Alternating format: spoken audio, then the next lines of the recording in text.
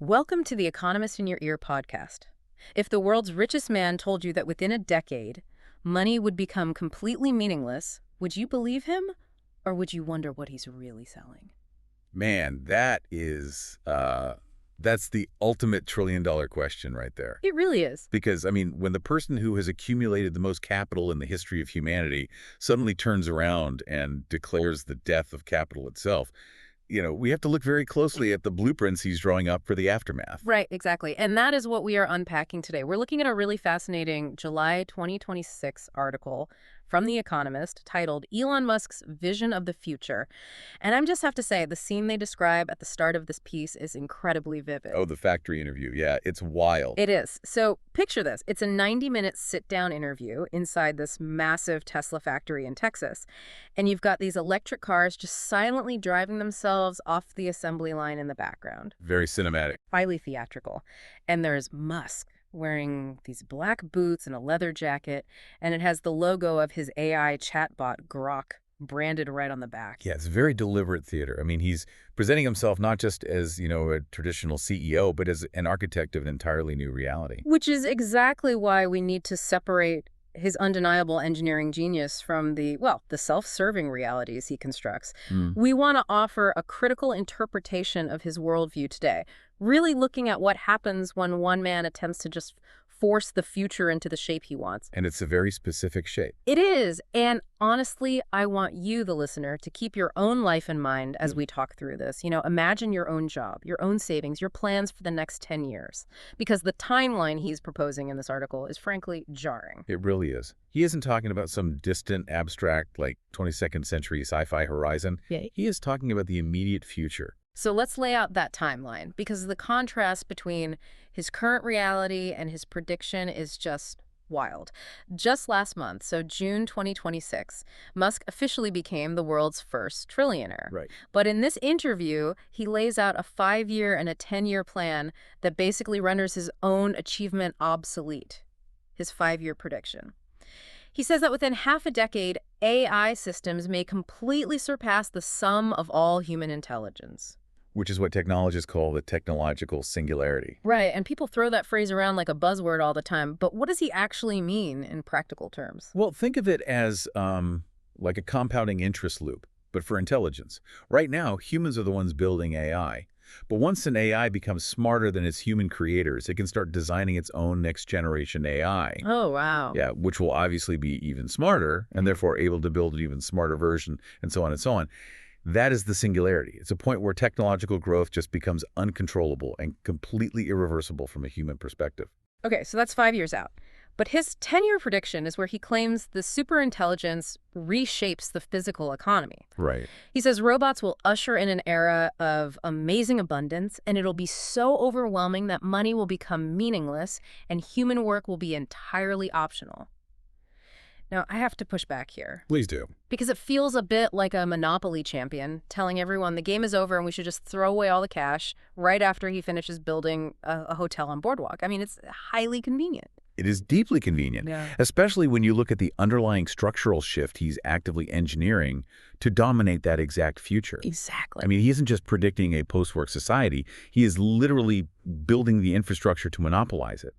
If you look at the specific business moves detailed in Elon Musk's vision of the future, his AI company, which used to be xAI, has been rebranded to SpaceX AI, and its mandate is to handle cognitive tasks. So software programming, complex logistics, essentially replacing the knowledge worker. Meanwhile, Tesla is manufacturing humanoid robots to handle the physical labor. Replacing the blue-collar worker. Precisely. And the mechanical bottleneck for all of this, interestingly enough, isn't intelligence. It's power and compute. The hardware required to run a global fleet of AI and robots is just staggering. Which brings us to one of his wildest propositions in the article. He's talking about putting data centers in space to run this AI operation. And my first reaction to that was just, wait, why? It sounds crazy at first. It does, because the latency of beaming a massive AI query from Earth to orbit and back just sounds terribly inefficient, not to mention the insane cost of launching server racks on rockets. Well, the cost sounds absurd until you understand the physics of Earth-bound data centers. Okay, break that down. The ultimate limitation for AI right now isn't data speed. It's cooling and electricity. Data centers generate so much heat that just keeping them from melting down is incredibly expensive and massively energy intensive. Right, they use huge amounts of water and power just for the AC, essentially. Exactly. Yeah. But in space, you have a near absolute zero vacuum to act as an infinite heat sink. Plus, you have unfiltered solar radiation for limitless power. Oh, wow. I didn't even think about the solar aspect. Yeah, so if you can solve the latency issues, which, by the way, SpaceX's Starlink network is already attempting to do, you bypass Earth's energy constraints entirely. It's a staggering logistical flex. But let's bring this back down to Earth, to you and me. If human labor, both cognitive and physical, is optional within 10 years, how do we eat? Right, the practical question. Exactly. Musk's proposed solution is what he calls universal high income. Not basic income, but high income, funded by government checks. He argues that because machines will create this infinite supply of goods and services, the real economic crisis won't be inflation, it's going to be massive deflation. And he claims he's perfectly fine paying, quote, trillions in tax to fund this. But how does infinite stuff actually break the economy? Well, think about how pricing works fundamentally. A product's price is largely dictated by the cost of human labor.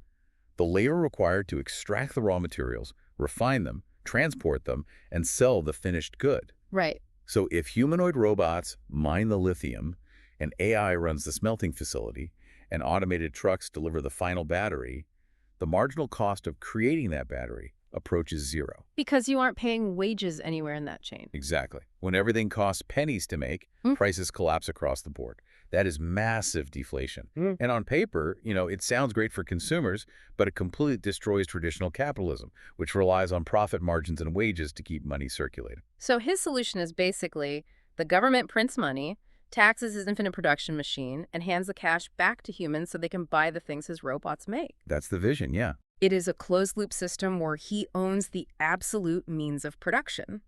By framing the replacement of human labor as this utopian, amazing abundance, he morally justifies his aggressive investments in replacing that very labor. It's like he's saying, don't worry about the disruption I'm causing, it's actually for your own good. It certainly softens the blow of mass technological unemployment, doesn't it? It really does. But his whole utopian timeline relies on a massive assumption. Which is? That we actually survive the creation of superintelligence in the first place. If AI is going to surpass human intelligence in 5 years, someone has to build it without it accidentally breaking society first. And that is a messy, terrestrial, highly political problem. Very messy. How does he plan to keep it from going off the rails right now, especially with global rivals just breathing down his neck? Well, that is the core anxiety of the current AI arms race. The text notes that Musk is actually supporting a proposal by Sir Demis Hassabis, who is the co-founder of Google DeepMind. Hassabis proposed an industry self-regulatory body where companies basically test their own models for dangers. But Musk takes that idea and stretches it to a radical, almost unthinkable extreme. Yes, this part blew my mind. He argues that this oversight shouldn't just be American. He wants leading AI labs, explicitly including Chinese labs, to have a week or two to inspect each other's latest models before they are released. It's wild. The idea is they mutually flag any risks to both Washington and Beijing to, quote, keep each other honest. It is a breathtakingly bold proposal. I mean, he is even willing to bury the hatchet with Sam Altman at OpenAI to make this happen. Which is saying something. Right. Keep in mind, Musk co-founded OpenAI with Altman, had a massive falling out, and literally just finished fighting a bitter losing battle against him in court. Yet Musk now says they need to set aside personal differences for the survival of humanity. I have to challenge this, though. Is this actually realistic? I mean, put yourself in the shoes of a CEO or a defense secretary. Good luck with that. Right. We are talking about top secret, highly competitive labs locked in a massive geopolitical arms race. Are we seriously supposed to believe they are going to willingly hand over their digital crown jewels, billions of dollars of proprietary code for a 2-week inspection by their biggest geopolitical rivals? It requires a level of international trust that simply does not exist right now. And this really highlights a major divide in Silicon Valley. Most AI bosses are deeply anxious about national security. Like who? Well, take Dario Amodei at Anthropic, for instance. He is highly concerned about the security implications of the AI race with China. But Musk, conversely, is completely unbothered. He actually opposes the Trump administration's efforts to ban American companies from using Chinese models. Yeah, his attitude is basically banning them won't stop them from winning anyway. Exactly. He's openly impressed by Chinese tech. He specifically points out a model called Kimi K3, which was unveiled by Moonshot AI in July 2026. He also notes that China has a massive electricity supply, vastly exceeding America's, which, as we discussed, is the absolute lifeblood of AI. It's all about the power grid. Yeah. Plus, their ability to mass-produce robots is just unmatched. He even joked that he finds videos of Chinese robots knocking each other's heads off pretty funny. But why is China so far ahead on the physical manufacturing side? It really comes down to their supply chain ecosystem. Yeah. In the U.S., if you want to build a new type of robotic servo motor, you might have to, source magnets from one country, bearings from another, and assemble it in a third. It's super fragmented. Very. But in regions like Shenzhen, that entire supply chain is within a 20-mile radius. You can prototype and scale physical hardware at a speed that is almost impossible to replicate in the West. Okay, but the U.S. government's trump card has always been the chips themselves. The U.S. has actively tried to choke off China's AI progress by restricting their access to cutting-edge chips. And this entire strategy relies on a massive bottleneck, a single Dutch company called ASML. Yes, ASML. They hold a global monopoly on advanced lithography machines. And we really need to explain what lithography actually is to understand why this matters so much. Please do. Think of building a computer chip, like trying to draw a map of a massive city on a surface the size of your fingernail. Okay. You obviously can't do it with a pencil. You have to use extreme ultraviolet light to physically etch these microscopic nanoscale patterns onto silicon wafers. And ASML is literally the only company on Earth that successfully engineered the lasers and mirrors required to do this at the most advanced level. That is insane. So to use an analogy, it's like a global race to build a fleet of spaceships, but there is only one tiny workshop in the Netherlands that knows how to forge the engine blocks. That's a great way to put it. And if they are barred from selling to you, which the U.S. has ensured they are barred from selling to China, it doesn't matter how much fuel or metal you have, you just can't build the ship. Exactly. The U.S. views ASML as the ultimate firewall. But Musk predicts China is just going to bypass that firewall entirely. He believes they are much closer than people realize to creating their own advanced lithography machines, completely breaking the ASML monopoly. Which explains why he opposes American protectionism. Right. Musk fundamentally views technological progress as a force of nature. It is inevitable. To him, trying to stop AI advancement with export controls or hardware bans is like trying to legislate gravity. It's just not going to work. Right. Therefore, his logic dictates that mutual oversight, basically bringing China into the tent, is infinitely safer than driving their development underground through blockades. He doesn't view himself as an American CEO bound by national interests. He views himself as a species-level actor managing a global transition. And that transition to acting like a species-level actor brings us to a massive contradiction in his worldview, because his willingness to operate like a sovereign state brings us right to his staggering geopolitical influence and his highly controversial social views. I mean, he is completely unabashed about wielding power. We see that most clearly in corporate governance. Look at SpaceX, for instance. He deliberately kept more than 80% of the voting shares. Wow, 80%. Yeah. Why?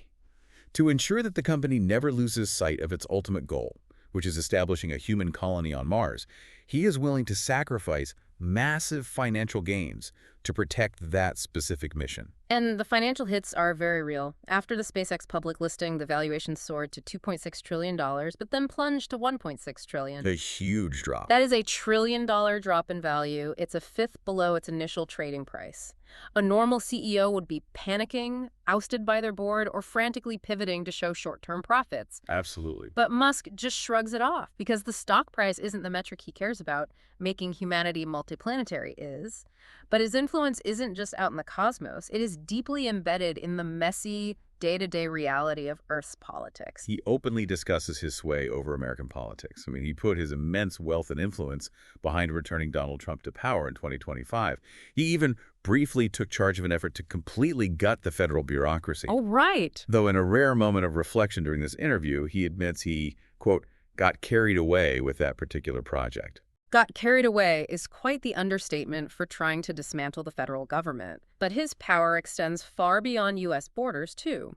SpaceX's Starlink satellite network is a perfect example of this. Very true. It provides crucial internet connectivity that has literally helped Ukraine counter Russia's invasion.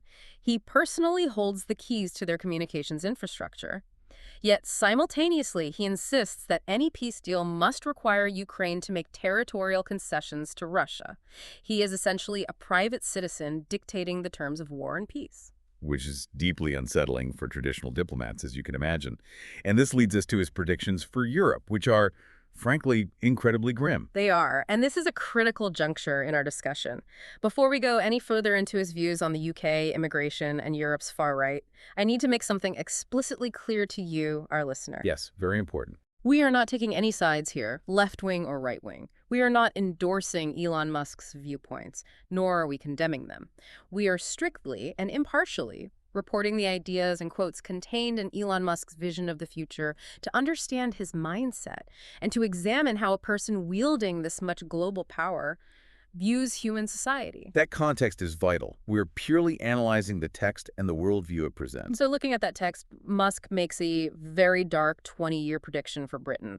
He claims that the UK, a country he hasn't even visited in years, by the way, will be engulfed in civil war. He attributes this to an influx of people whose ideas he describes as antithetical to Western beliefs. And when the interviewer presses him on his characterization of Europe's far right, he actually defends them. He calls the media's portrayal of the far right false, misleading, and nonsense. Interesting. In his view, they are simply normal people who want safe cities, secure borders, and sensible spending. And the interviewer directly asks him if he is anti-Muslim. Musk denies it, replying that he is simply against rape, murder, and the imposition of laws that run contrary to Western values. He then turns it back on the publication, calling it a crying shame that traditional media doesn't recognize his stance. Right. But what really fascinates me is what the writer of the piece observes about Musk in these moments, his intransigence. Outside his sphere of engineering expertise, his social commentary becomes incredibly stubborn and rigid. It is the core contradiction of the man. Mm-hmm. I mean, how do we reconcile these two entirely different visions of the future residing in the exact same brain? That's the big question. On one hand, you have his AI utopianism, right? A borderless, post-scarcity, post-work world where superintelligent machines solve all human struggles, and money is obsolete. It is a vision of infinite, harmonious global abundance. But on the other hand, his geopolitical worldview is intensely dark, dystopian, and hyper-territorial. It's a world defined by hard borders, cultural clashes, inevitable civil wars, and territorial concessions to aggressors.